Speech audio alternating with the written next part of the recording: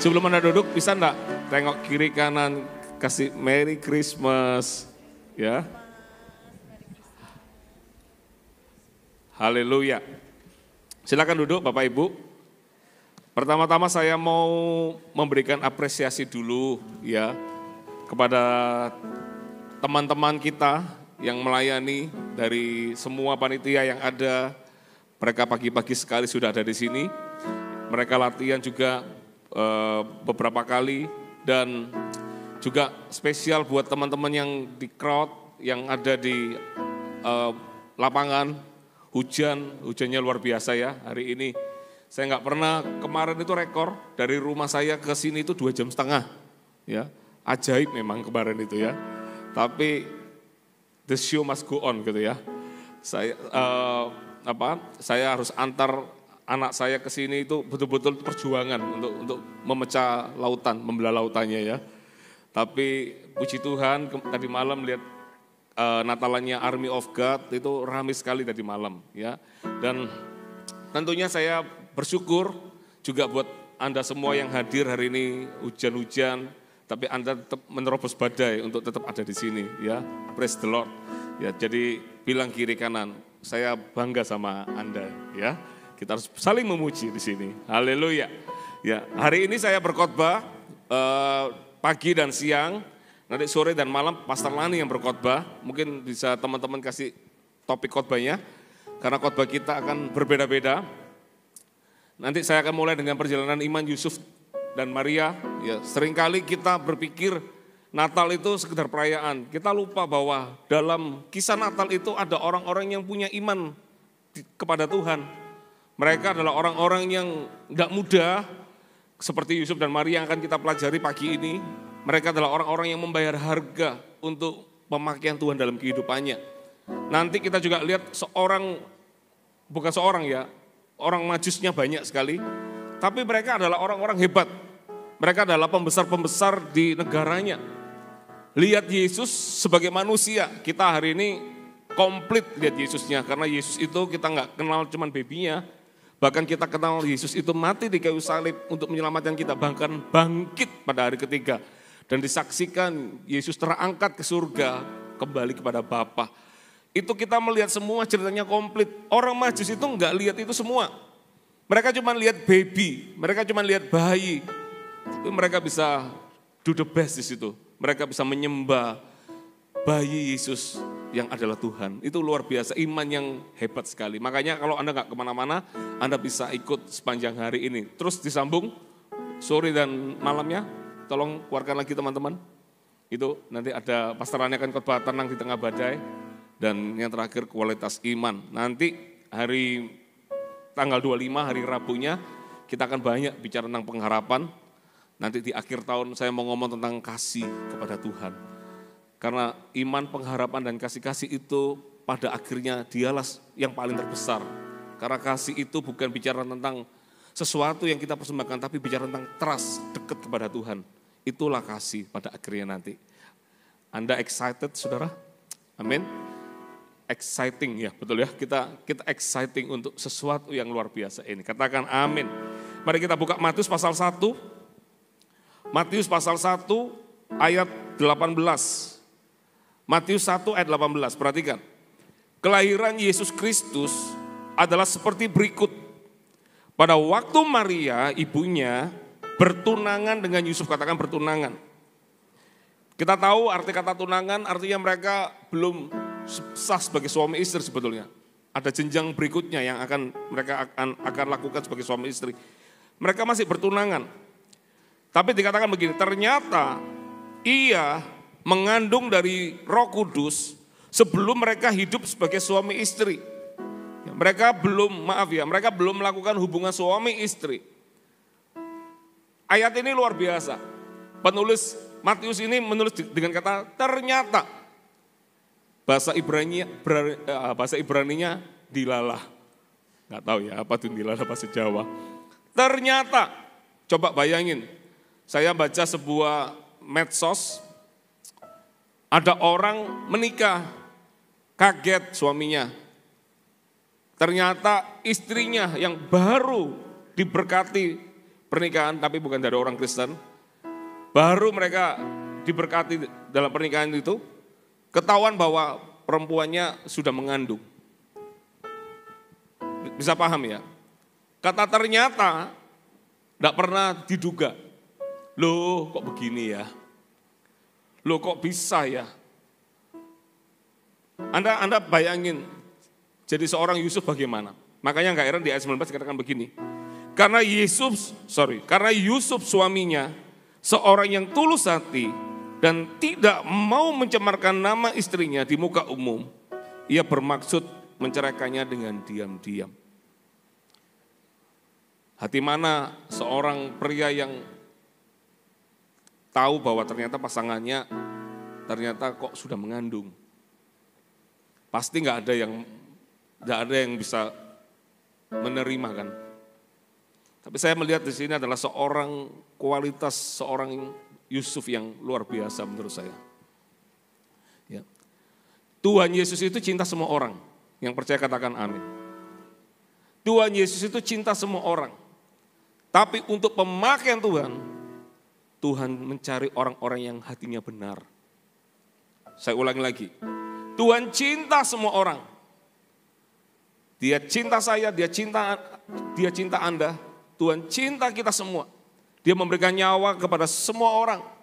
Dia berlaku adil. Dia memberikan matahari kepada orang jahat maupun orang baik. Dia memberikan hujan kepada orang jahat maupun kepada orang baik. Tapi untuk dipakai Tuhan cari orang-orang yang punya hati yang benar. Dipakai Tuhan itu ternyata nggak bisa dengan modal hidup sembarangan. Kalau karakter itu kan nggak kelihatan ya. Karakter bisa kelihatan lewat perbuatan. Tapi itu pasti muncul dari hati yang nggak benar. Dan hati orang nggak ada yang tahu. Yusuf, orang ini luar biasa menurut saya. Meskipun hati secara naluri manusianya dia nggak terima nih Maria kok begini ya. Tapi ini orang masih bisa mikirkan ini loh. Ayat ini dikatakan, karena Yusuf suaminya seorang yang tulus hati. Orang itu yang paling pertama-tama dilihat itu adalah hati. Kalau Anda mau dipakai Tuhan, coba lihat hati Anda itu seperti apa. Apakah hati Anda itu adalah hati yang selalu suka dengki, iri sama orang lain? Hati Anda selalu curiga sama orang lain yang gak benar? Hati Anda selalu menyimpan kemarahan? Hati Anda selalu menyimpan kekecewaan? Bagaimana Tuhan bisa memakai hidup kita, saudara? Hati itu memancarkan setiap kehidupan kita. Makanya betul kitab Amsal dikatakan, jagalah hatimu dengan segala kewaspadaan. Karena dari situlah terpancar kehidupan. Kehidupan untuk dipakai Tuhan lebih lagi itu bergantung dari hati kita. Makanya Tuhan mencari orang-orang yang tulus hatinya.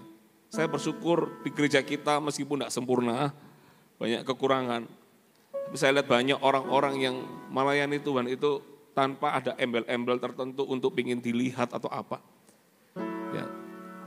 Semua orang, everybody ini punya perjuangannya luar biasa. Ada yang bagian make up gitu ya, bagian membuat saya jadi putih. Ya, padahal kurang putih ya sebetulnya ya. Supaya bisa shine itu ada orang-orang yang membayar harga. Nanti kalau hari Minggu waktu drama itu mereka lebih bayar harga lagi, bangun lebih pagi lagi untuk make upin orang. Saya berdoa supaya mereka itu dapat hikmat dan kesegaran.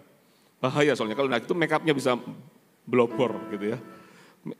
Tiba-tiba lipstiknya bisa naik kemana gitu ya, itu bahaya sekali. Ada orang-orang yang membayar harga yang tidak kelihatan. Mungkin kalau pelayanan di depan panggung gini mungkin kelihatan, keren segala macam. Apalagi kalau pinter main musik, terus main musiknya bukan lagi pakai jari, mungkin pakai apa, dilihat aja bisa bunyi gitu ya. Enggak. Wah itu mungkin lebih gampang orang, wah keren ya, bagus ya, apalagi yang nyanyi mungkin suaranya bagus, wah bagus ya. Tapi orang-orang yang di belakang layar yang nggak kelihatan, mereka yang bekerja, mereka nggak ada pujian di situ, bahkan mungkin banyak komplain. Ya, saya percaya di sini baik-baik semua, mungkin crowd.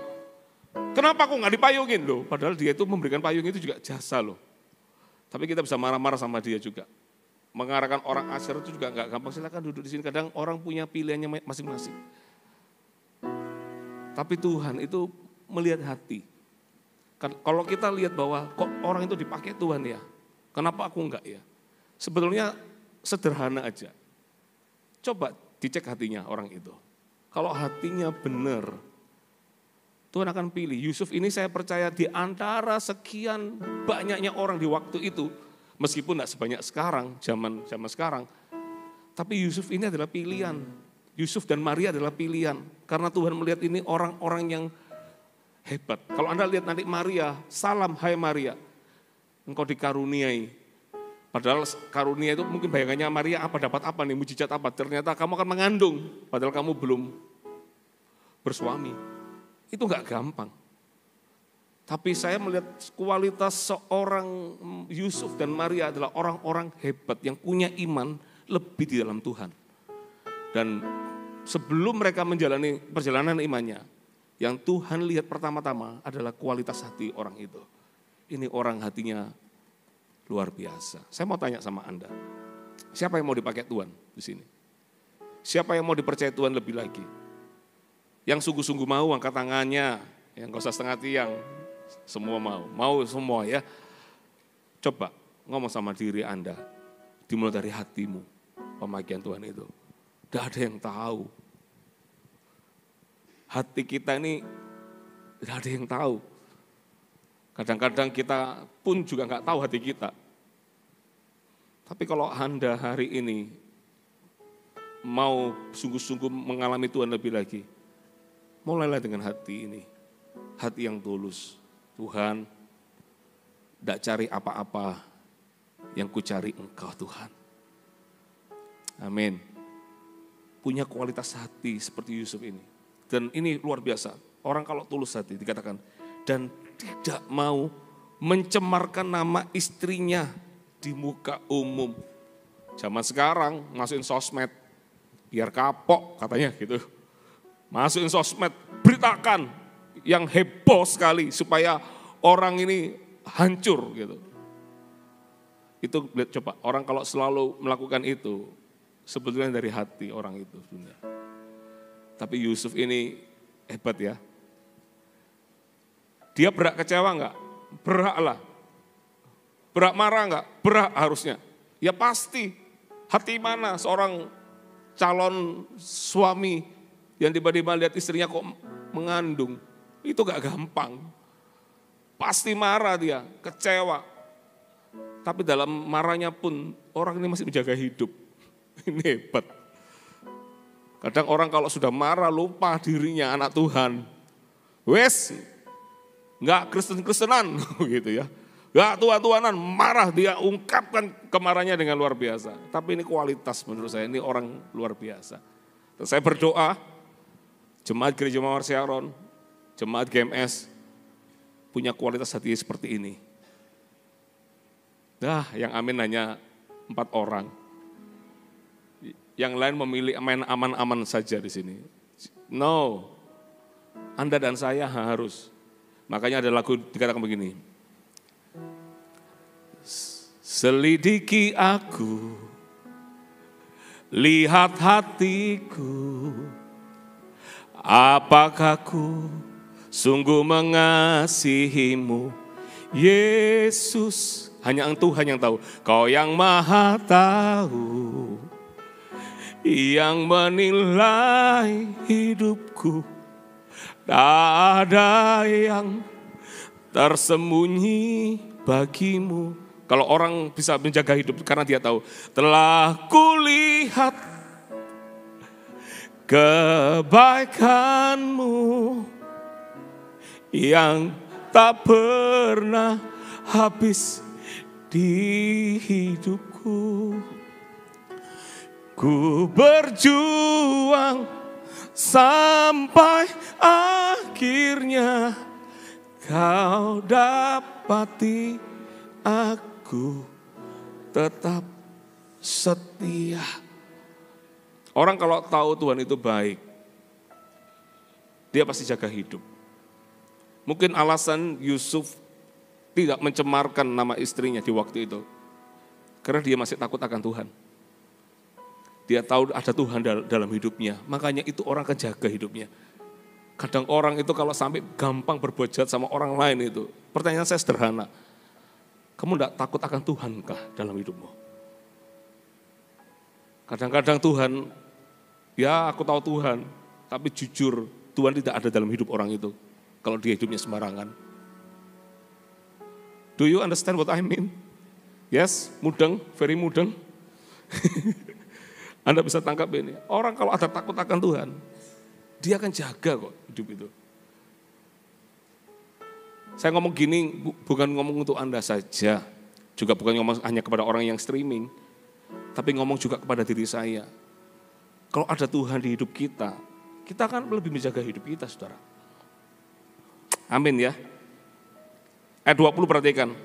Tetapi ketika ia mempertimbangkan maksud itu, malaikat Tuhan nampak kepadanya dalam mimpi dan berkata, Yusuf anak Daud, janganlah engkau takut mengambil Maria sebagai istrimu, sebab anak yang di dalam kandungannya adalah dari Roh Kudus. Ya.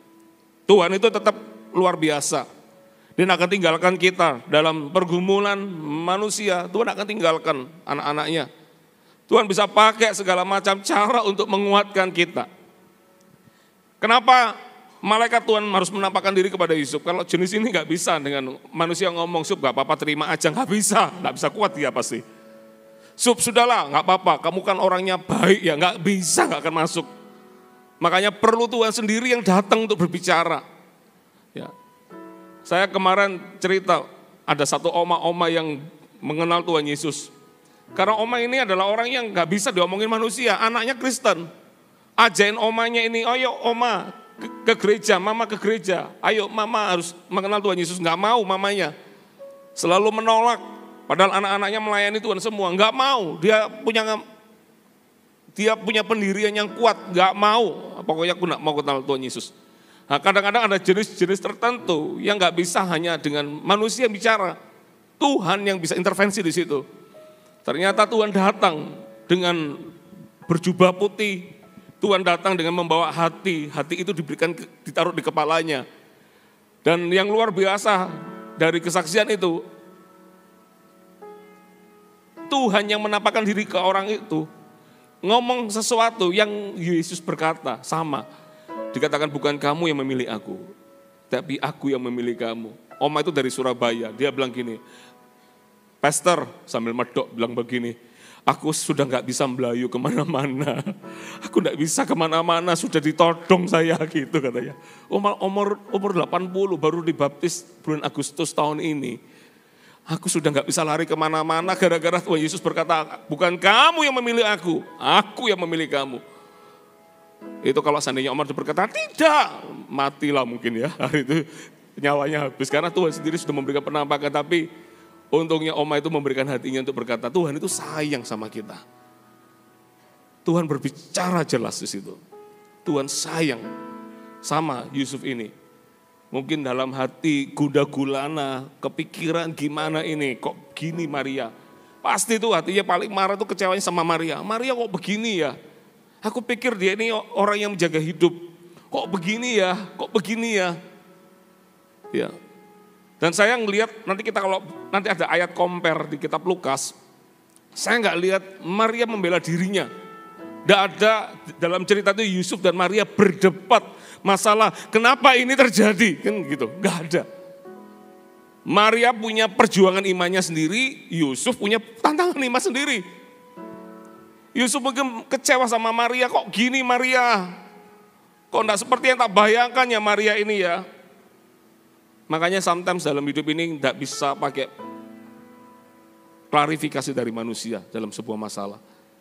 Sometimes hanya perlu tangan Tuhan yang bisa menolong kita. Dan di sini kita bisa melihat Tuhan kirim malaikatnya untuk berbicara.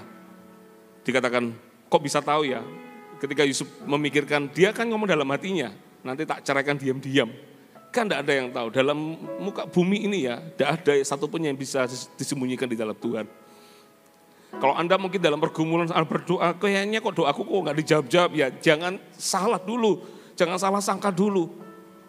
Bahkan kalau Anda doa dalam hati pun aja, Tuhan itu mendengar doa loh.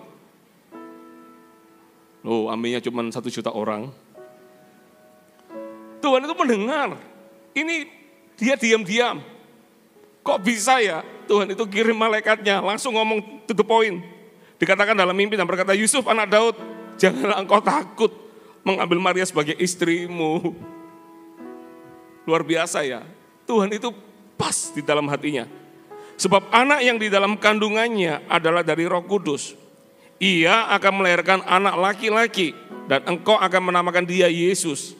Karena dialah yang akan menyelamatkan umatnya dari dosa mereka. Hal itu terjadi supaya genaplah yang difirmankan Tuhan oleh Nabi. Sesungguhnya anak darah itu akan mengandung dan melahirkan seorang anak laki-laki. Dan mereka akan menamakan dia Immanuel, yang berarti Allah menyertai kita. Ayat 24 perhatikan. Sesudah bangun dari tidurnya, Yusuf, perhatikannya ini luar biasa, berbuat seperti yang diperintahkan malaikat Tuhan itu kepadanya. Ia mengambil Maria sebagai istrinya, tetapi tidak bersetubuh dengan dia sampai ia melahirkan anaknya laki-laki. Dan Yusuf menamakan dia Yesus. Luar biasa ya. Ini orang tidak cuma good attitude, karakter baik, hati baik. Tapi ini orang adalah orang yang menurut saya luar biasa. Kadang untuk sebuah ketaatan orang minta banyak tanda supaya meneguhkan dia untuk ini langkah benar apa enggak ya. Ini apakah langkah benar apa enggak ya. Bahkan kalau kita sudah lihat banyak tanda kayak Gideon, tandanya Gideon itu enggak main-main loh. Dia minta ada lapangan, terus dia minta ada guntingan bulu domba itu.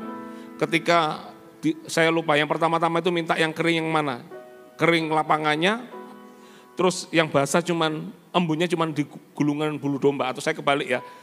Itu minta itu, dan Tuhan nyatakan terjadi. Itu pun masih Gideon belum percaya. Dia minta tanda lagi, dibalik sama dia sekarang. Katakanlah tadi mintanya kalau yang gulungan bulu dombanya itu taruh di tengah, itu yang basah, yang lainnya kering, dia tahu itu Tuhan. Tapi ketika dinyatakan Tuhan, ternyata belum membuat dia percaya. Berikutnya dia minta dibalik. Aku minta yang di luar basah, hanya di gulungan bulu domba itu yang kering. Dan itu Tuhan nyatakan. Tetap dia masih belum percaya. Seingat saya dia minta beberapa tanda. Bahkan tanda yang paling terakhir dia pergi ke Midian, ke orang-orang Midian yang lagi kemah itu. Dia datang ke situ. Terus dia baru dengar mimpinya orang Midian dan berkata, aku mimpi. Kita ini bahkan habis dan aku tahu itu Gideon. Baru di situ dia percaya, itu setelah beberapa kali tanda. Tapi Yusuf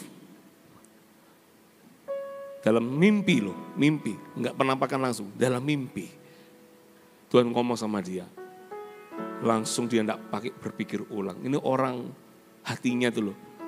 Tersama Tuhan itu loh. Itu luar biasa kualitas iman orang ini.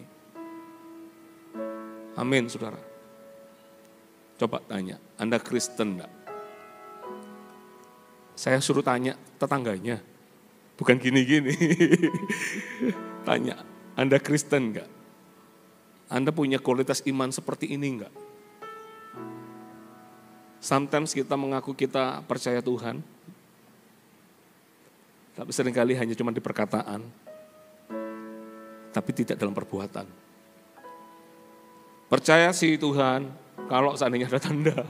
Percaya sih Tuhan kalau ada ini, ada itu. Yusuf ini hanya dapat mimpi, tapi ini orang kualitas hatinya itu luar biasa. Ini luar biasa hatinya. Saya ada 4 poin yang saya ingin bagi kepada Anda tentang kualitas iman seorang Yusuf dan Maria. Yang pertama, Anda bisa lihat, yang pertama. Ini perjalanan iman Yusuf dan Maria. Yang pertama, Anda bisa catat itu. Berani mempercayai Tuhan melebihi pikiran manusia.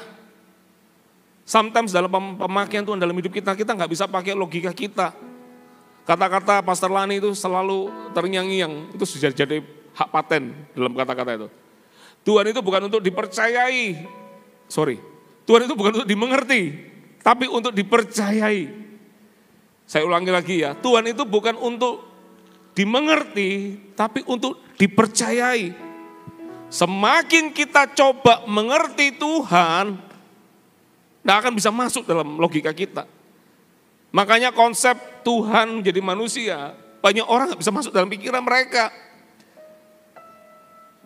Kok Tuhan mati di kayu salib? Nggak masuk dalam konsep mereka.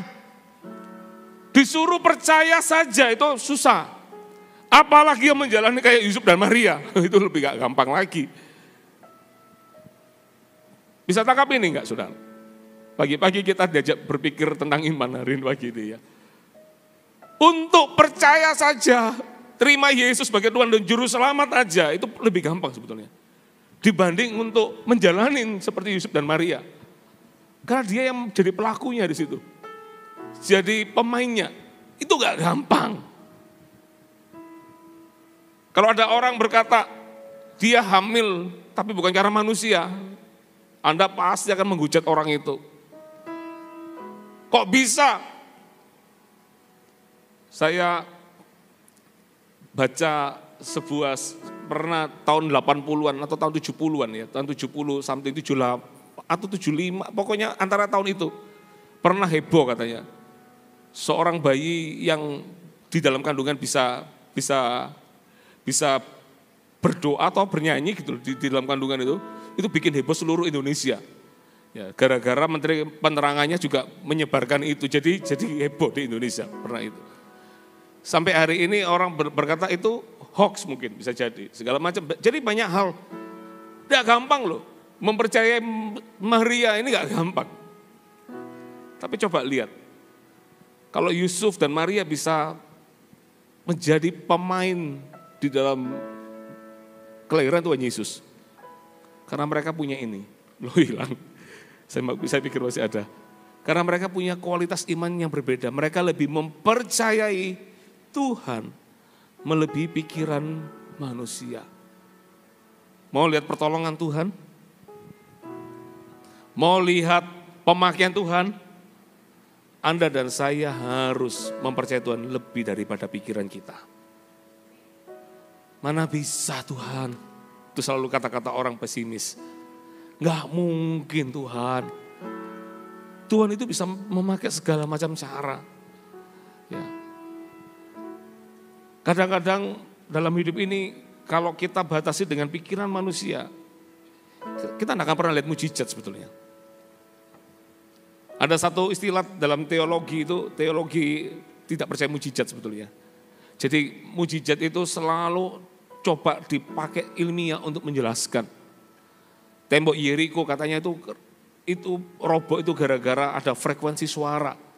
Iya, kalau tembok Yeriko itu setipis gelas wine itu mungkin masih masuk akal. Frekuensi seseorang tiba-tiba melengking gitu ya, mungkin suaranya Chandra digabung sama suaranya Cia, terus digabung sama siapa, plus ada Celine Dion di dalamnya gitu ya. Itu tiba-tiba langsung gelas wine itu mungkin bisa pecah gitu ya. Tapi tembok Yeriko itu setebal 2 truk engkel. Itu tebel banget tembok Yeriko. Kok bisa?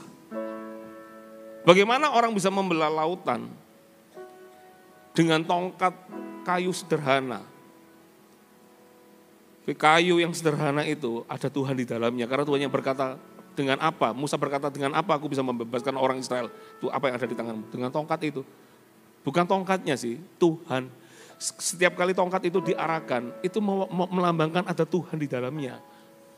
Makanya ketika Musa disuruh bukan memukul batu sebetulnya, batu yang terakhir membuat dia nggak bisa masuk ke tanah perjanjian, itu karena sebenarnya dia nggak perlu pukul batu itu, dia cuma arahkan saja. Dia sudah pernah lihat tongkat yang sama ketika diarahkan ke lautan, di mana Firaun sudah mengejar di belakangnya, di hadapannya ada lautan, nggak mungkin bisa menyeberang lautan, mau naik kapal sebesar apa. Dan zaman itu pun belum ada kapal yang gede bisa memuat 2 juta orang. Sudah nggak mungkin, secara manusia sudah nggak ada, harapannya cuma 2 pilihannya. Menyerah dengan keadaan, cuma nangis di tempat, atau kedua, perang sekalian sama Firaun. Sudah, pilihannya hanya perang sama Firaun. Tapi Firaun punya tentara hebat-hebat di waktu itu sudah nggak mudah. Nggak mungkin mikir tentang laut itu terbelah, nggak mungkin. Tapi luar biasanya Musa di waktu itu, dia tetap arahkan tongkatnya di laut itu. Sekalipun mungkin secara manusia, mana bisa laut ini terbelah. Nggak mungkin. Maria, mana bisa, maaf ya belum berhubungan suami istri, kok bisa dia punya anak. Tapi kalau Tuhan sudah berkehendak, Tuhan bisa melakukan segala macam cara. Makanya bagian kita adalah just trust Him, percaya kepadanya tanpa ada kata tetapi. Percaya. Aku tahu Tuhan punya caranya. Bagianku adalah percaya sama Tuhan. Tongkat yang sama diarahkan kalau laut itu terbelah. Itu angin si kencang apa yang bisa membelah lautan. Makanya saya nggak pernah melihat di Alkitab ditulis bahwa orang Israel di waktu itu terbang melayang-layang karena kena angin. Nggak ada. Tuhan itu kalau dia melakukan perkara, dia sudah bisa jaga kisi-kisi mana yang ini enggak boleh terjadi, ini enggak. Dia bisa lakukan itu dengan sangat luar biasa. Bagian kita anaknya, just trust and obey. Percaya dan taat saja. Percaya. Tuhan sekalipun kepalaku ini enggak bisa masuk, logikaku enggak bisa masuk. Tapi aku percaya kepadamu Tuhan. Amin. Amin. Mau belajar dari Yusuf dan Maria? Belajar punya iman untuk aku percaya. Lebih mempercayai Tuhan lebih daripada pikiran kita. Yang kedua, apa yang kita bisa pelajari dari Yusuf dan Maria, perjalanan iman mereka, adalah ini. Membayar harga untuk sesuatu yang tidak mudah. Banyak orang ingin dipakai Tuhan, tapi tidak banyak orang mau membayar harga. Coba kita lihat Lukas pasal 1, hari ini nomornya cantik ya, Matius 1, Lukas 1. Soalnya saya mau mulainya dari kisah dari pasal pertama. Lukas 1, ayat 28. Ketika malaikat itu masuk ke rumah Maria, ia berkata, "Salam, hai engkau yang dikaruniai Tuhan, menyertai engkau." Maria terkejut mendengar perkataan itu. Lalu bertanya di dalam hatinya, apakah arti salam itu? Senang enggak saudara kalau kita tiba-tiba ketemu malaikat, terus malaikatnya berkata, salam. Dan katanya apa? Hai engkau yang dikaruniai, Tuhan menyertai engkau. Bayangan kita apa? Waduh, bakal dapat door prize ini. Betul enggak? Kalau tiba-tiba ada orang berkata, salam gitu, langsung Tuhan menyertai engkau. Langsung bayangan kita, wah promosi ini. Oh salam. Terus kita mikirnya, waduh ini pasti gangdoan ini, dapat bonusan ini, besar ini. Makanya Maria kurios, dia tanya, dia berkata, terkejut dia mendengar perkataan itu. Lalu bertanya di dalam hatinya, apakah arti salam itu? Makanya jadi orang itu jangan terlalu GR dulu. Sesuatu hal itu, makanya kadang-kadang kenapa ada orang kecewa sih sebetulnya. Karena apa yang diharapkan tidak terjadi. Makanya dalam hidup ini belajarlah jangan keburu GR dulu. Ya, enggak apa-apa sih ya pede daripada minder ya. Tapi sometimes dalam hidup ini belajar percaya saja sama Tuhan. Makanya dia tanya, apa sih arti salam itu? Kata malaikat itu kepadanya, jangan takut Maria. Takut enggak? Takut bisa jadi ya. Jangan takut, tambah takut orang itu. Hai Maria, sebab engkau beroleh kasih karunia di hadapan Allah. Sesungguhnya engkau akan mengandung dan akan melahirkan seorang anak laki-laki. Dan hendaklah engkau menamai dia Yesus. Ia akan menjadi besar dan akan disebut anak Allah yang maha tinggi. Dan Tuhan Allah akan mengaruniakan kepadanya tata Daud bapa leluhurnya. Dan ia akan menjadi raja atas kaum keturunan Yakub sampai selama-lamanya. Dan kerajaannya tidak akan berkesudahan. Ayat 34 baca rame-rame, 3, 4. Kata Maria kepada malaikat itu, bagaimana hal itu mungkin terjadi karena aku belum bersuami. Coba bayangin ya, dari satu ayat ini, ketika Maria memilih untuk berkata, ya Tuhan, nanti di ayat di bawahnya Anda akan lihat, dia akan berkata, jadilah padaku menurut perkataanmu. Artinya dia taat melakukan perintah Tuhan. Anda bayangin ketika dia ngomong, aku bagaimana bisa mungkin itu terjadi? Karena aku belum bersuami. Kalau kita baca dari ayat ini, kita mungkin tidak bisa berpikir banyak. Tapi jadi Maria langsung mikir, Apa kata Yusuf nanti ini? Yusuf pasti kecewa sama aku. Dari orang yang cinta, tiba-tiba dari bucin menjadi busang, buruk sangka. Kok bisa? Kamu kok mengkhianati aku? Kamu kok hidupnya sembarangan gitu? Dari orang respect tiba-tiba langsung downgrade tuh si Maria. Maaf ya, bisa enggak tiba-tiba dibilang ini wanita lebih halusnya enggak benar ini. Kok bisa kamu menggitukan aku? Itu bayangannya Maria pasti begitu. Belum lagi pikiran keluarga terdekat. Loh, Mar, kamu nih hamil sama siapa, Mar? Kan hukum di zaman itu ngeri loh. Orang kalau sampai melakukan sesuatu, kan dianggap berzina ini. Saya nggak bisa habis pikir ya, kalau jadi Maria di waktu itu tuh nggak gampang. Tapi Maria tetap melakukannya. Mau tahu kenapa? Karena dia lebih percaya Tuhan daripada percaya pada dirinya. Anda kalau mau tahu tentang perjalanan iman seorang Maria, dia berani bayar harga untuk sesuatu yang tidak mudah. Baik Yusuf maupun Maria sama-sama dia bayar harga. Yusuf mungkin dalam pergumulannya, dalam pertanyaannya, aduh ini apa ya Maria ini gimana ya. Itu pun dia tetap memilih untuk berjalan mengikuti kehendak Tuhan. Maria yang menjalani lebih gak mudah lagi juga. Karena dia sudah bayangannya adalah, kalau Yusuf mikirkan Maria kecewanya. Kalau Maria, ini Yusuf ngomong apa tentang aku ya. Itu pasti gak mudah juga. Tapi sometimes dalam hidup ini, untuk pemakaian Tuhan, berani bayar harga. Tanpa bertanya, Tuhan ini kok begini ya. Bayar harga. Kalau Tuhan suruh kita untuk mengampuni, bayar harga. Tidak ada kata yang sulit. Lebih sulitan Maria. Ya, ingat-ingat kalau Anda bertanya, kan kita itu disuruh kalau dalam pertandingan iman kita, suruh melihat Tuhan Yesus. Tapi mungkin kalau lihat Tuhan Yesus orang berkata, kan dia Tuhan. Meskipun tidak mudah loh yang Tuhan alami. Betul-betul dia maha, dia segalanya. Tapi dia yang merendahkan dirinya itu serendah-rendahnya menjadi manusia. Tidak gampang jadi Tuhan. Tapi kalau Anda mau cari tokoh manusia yang mungkin Anda berkata kok susah ya membayar harga ya. Coba ingat Maria. Maria membayar harga ini mahal banget. Itu mungkin 9 bulan pertama itu trending topik dia. Ya, mungkin tidak sampai 9 bulan lah. Kan Yusuf akhirnya mengambil dia sebagai istrinya kan.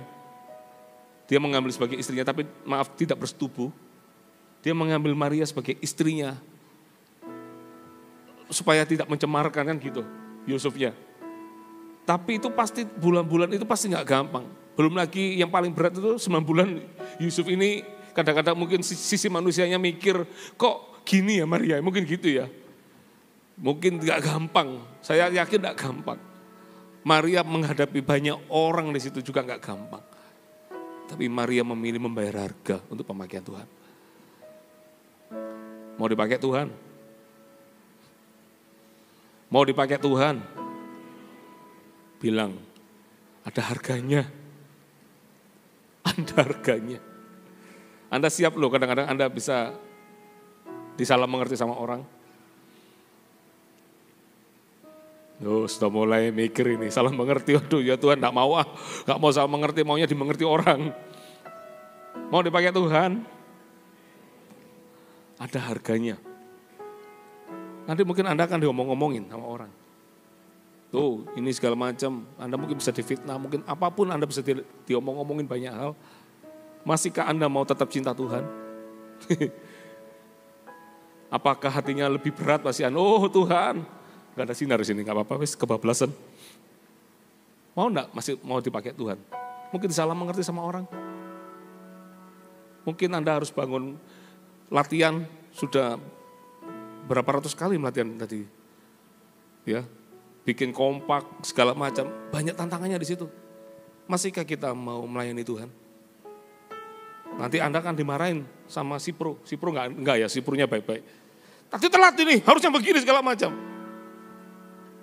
Saya ini gembala, kadang-kadang melayani, kalau melayani itu kan cukup besar ya. Kadang-kadang melayani itu ada crash-crashnya sini sana. Saya pernah pelayanan bagian testimoni kesembuhan. Tiba-tiba karena saya harus tes orang itu kalau dia tuli, dia kan dites untuk pendengarannya. Kita harus coba tes dari jauh kan. Kadang-kadang tabrakan sama Asher. Asher membawa orang sakit. Kadang-kadang kita lagi ngetes itu tiba-tiba ada orang berkata gini, minggir, nutupi jalan aja. Coba. Karena kita bisa ngeliat tuh, ini kan sama-sama pelayanan. Macam-macam. Saya kemarin naik mobil kaget karena posisi malam, saya ngebel karena ada orang motor tuh nyelonong aja, seret itu ngebel. Ya di Bali ini kebiasaan yang baik adalah jarang ngebel. Ya, yang ngebel itu orang Surabaya, orang luar kota, Sumatera lebih banyak. Saya kaget ngebel. Pas habis ngebel, marah orang yang saya bel, karena saya tuh kaget, dia tuh itu tikungan, dia bel langsung set gitu loh. Saya kan lurus kan, jalannya kan gede, saya kan lurus itu. Saya otomatis refleks ngebel, maksud saya hati-hati kalau belok itu. Lah marah yang di depan saya. Terus dia jadi siksak-siksak gini, sambil direm. Saya kan jadi ikut kerem, terus siksak-siksak. Bayangan saya, dalam pikiran saya sudah pingin ngedim dengan lampu saya. Saya sudah mau ngedim gitu loh. Maksudnya ini orang ini mau apa sih? Saya tuh cuma ngomong gini loh, Mas, atau siapapun orang itu, Bang atau Kak atau siapapun, saya mau bilang bahwa saya tuh cuma ngebel itu cuma ngasih tahu bahwa hati-hatilah.